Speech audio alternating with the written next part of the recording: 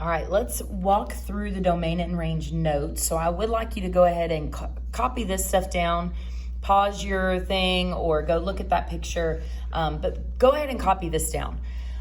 Domain is the set of all the X values used in a relation, okay? So it kind of depends on whether you're talking about a discrete or a continuous situation, how you write it, okay, guys?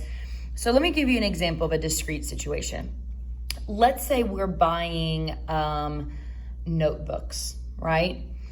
And I'm gonna go into the store and I could buy 0 notebooks, or I could buy 1 notebook, or 2 notebooks, or 3 notebooks, or 4 notebooks, right?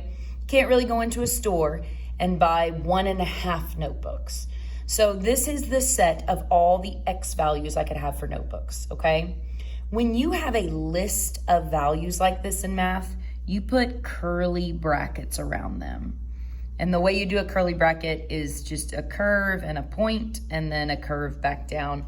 If that's too tricky, the short way is to do a hill and then a spike and then a hill, okay? That's close enough that it'll work. So if it's discrete, you are looking at a list of values because it can't be anything between 0 and 4.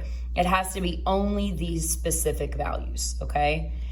If it's continuous, though, let's say we're buying apples and you go into the store and they're sold by the pound and you're going to put them on that scale and buy some apples. Well, now all of a sudden we're going to say my X's, my number of apples could be anything above 0. It could equal 0 also, right? I could buy no apples. And let's say you're going to go and the maximum you're going to buy is 4 apples. So you're going to have that. This means my X values are all bigger than or equal to 0 and smaller than or equal to 4, okay? They always go in order from least to greatest, so it's getting bigger as you move from left to right. So continuous, we are talking about an inequality because if I go buy apples, I could buy 0.2 pounds of apples, okay? I could buy 3.1 pounds of apples. I'm not limited to whole numbers as far as pounds go.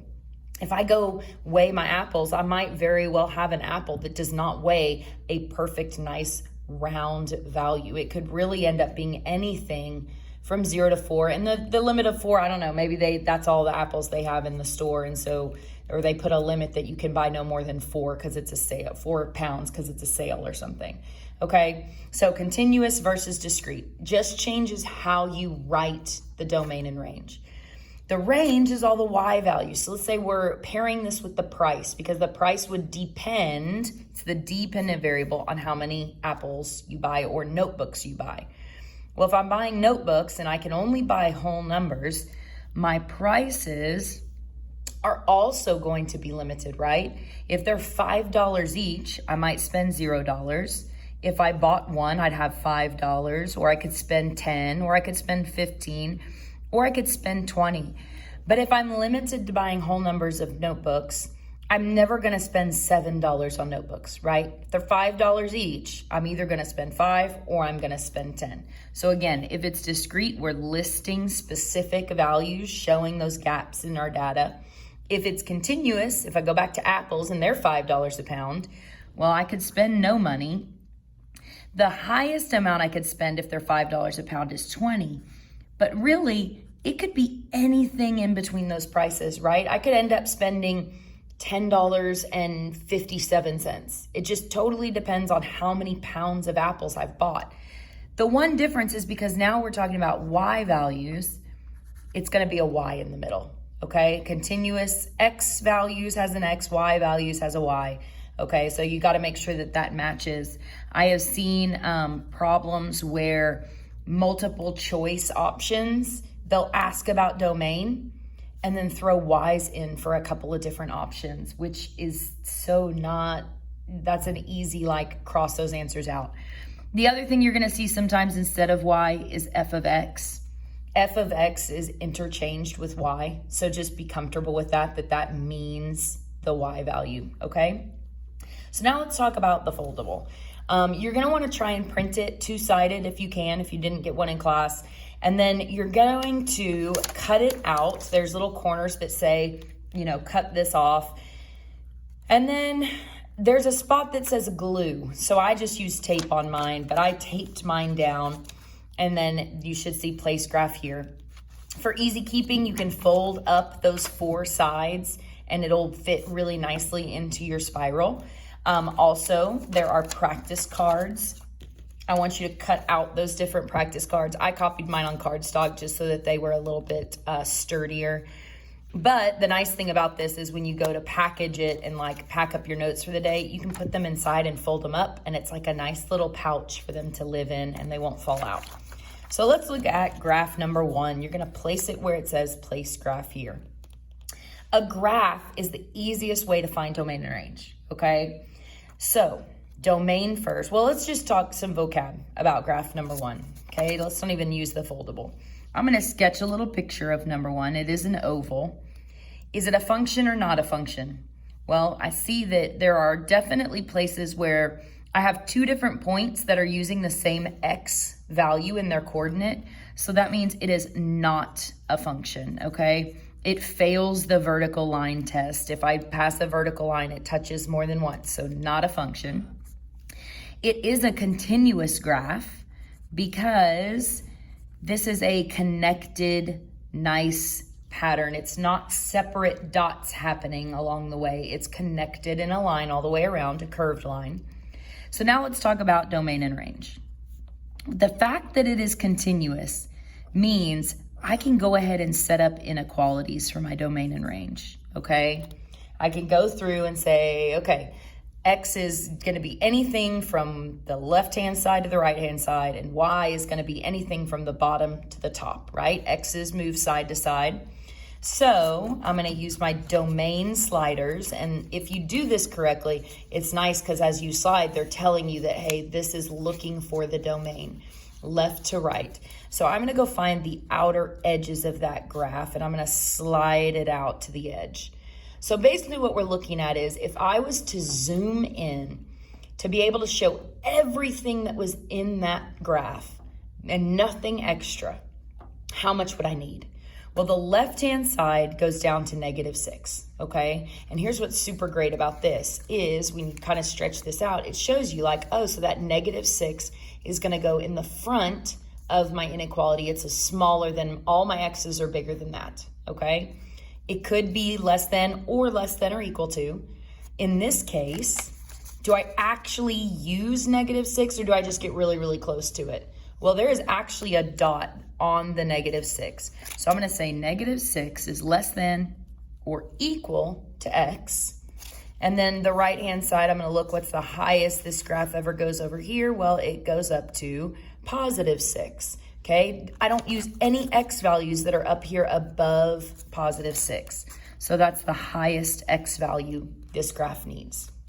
For range, I'm gonna do the same thing, but now I'm gonna use the range sliders. So I'm sliding up and down.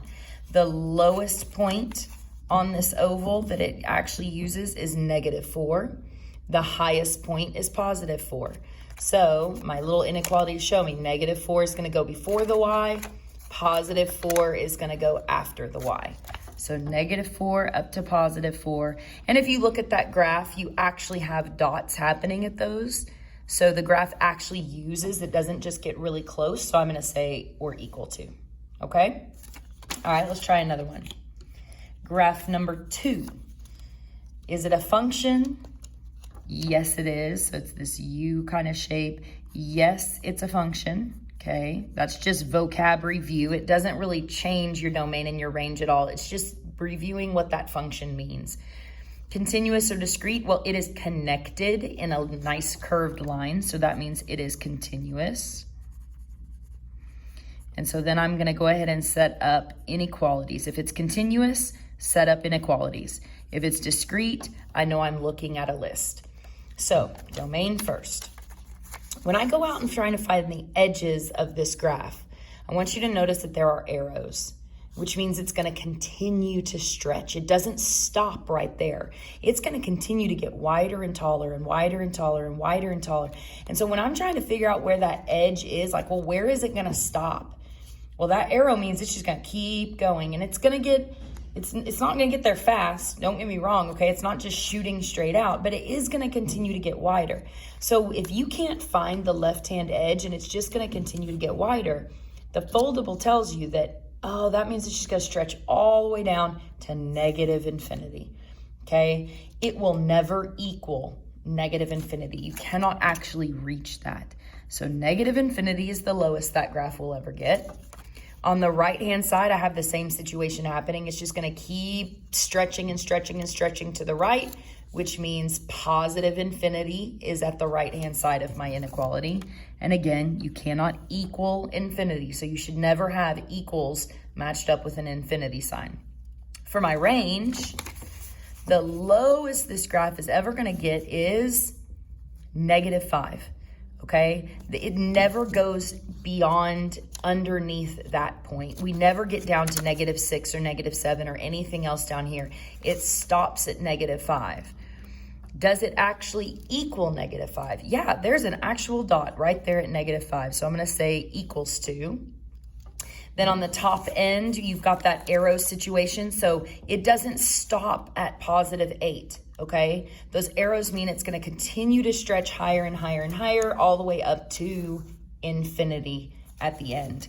So I'm going to go up to infinity. All right, so you're just going to keep going through that left to right and so on. Let's go ahead. I'm going to look at number 4 because that one is slightly different. Okay, number 4 is this weird, oh, not number 3. Number 4 has this open circle at the front and it goes up. Yes, it is a function, okay? It passes the vertical line test. You have no cheating X's on this graph happening. It is continuous because even though it doesn't go on forever, right? It stops right there. It's still from after it starts, I connected the data, so it is continuous, which means I'm gonna have inequalities. My range is also an inequality with a Y. Okay, domain. The lowest that graph ever gets is -1. It never goes any further back on my x-axis than -1. But here's where you see, do I actually have a dot there or is it just approaching it, right? It's just getting close to the -1. Remember from inequalities, that empty circle means it doesn't equal that. It's just greater than that. On the right-hand side, it's going to keep shooting out to that right. That arrow means it's going to keep going all the way out to positive infinity. For my range, the lowest range, the lowest Y value, I'm looking at the Y axis when I do range. The lowest Y value that it uses is right there at 0, right at the axis, right? So 0, same thing. I don't actually have a dot right there at 0. It's just an empty circle. So it's everything above 0. And then the highest it will ever go is infinity. Okay. So that's how we use this. The answers to the other ones are on there. I want you to go look at those, test them, try them. I do want to look at number 9 because there's something very different about number 9. Okay. Is number 9 a function? It actually is not. Right there you have 2 stacks happening vertically. So number 9 is not a function. It is also happens to be the only discrete situation here, okay? I'm talking about separated individual dots happening in this graph. They are not connected, so it is discrete.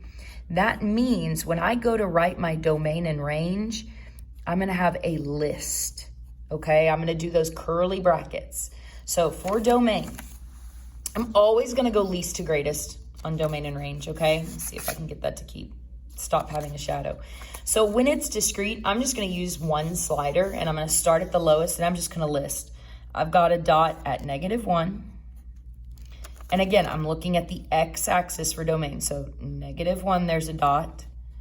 At 0, there's actually a couple dots. I don't need to write it more than once. So I've got -1, I've got 0. I'm gonna keep going up here. I've got a dot at 3, and then I have a dot at 4. I'm checking x values. So an x value of 3 and an x value of 4 is where I have dots, okay?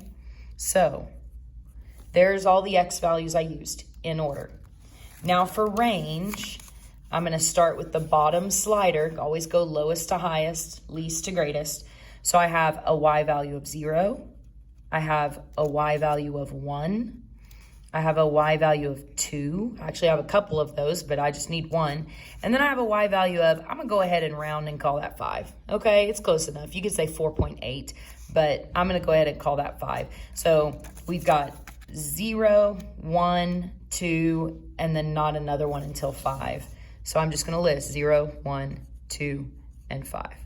Okay, so that is how you can use the slider to find domain and range from a graph. Hopefully that helps. If you have questions about the other ones that are written on there, send me an email and we will try and get it figured out.